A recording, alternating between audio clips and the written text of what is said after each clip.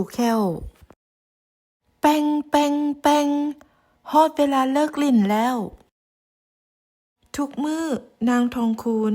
ฟ้าวแลนออกห้องเฮียนไปซื้อขนมและของกิน ทองคูนกินข้าวนมอม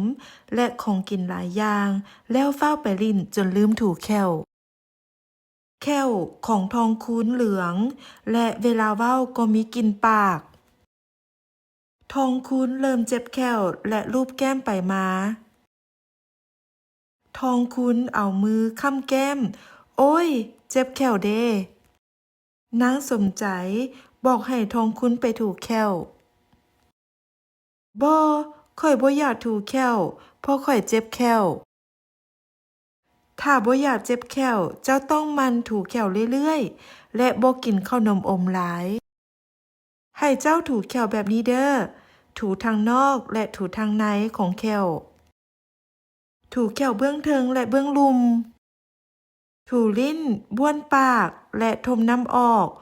ควรถูแค้วให้สะอาดในตอนเช้าและก่อนนอนทุกมื้อทองคูนเฮ็ดตามขั้นตอนของการถูแค้วที่สมใจบอก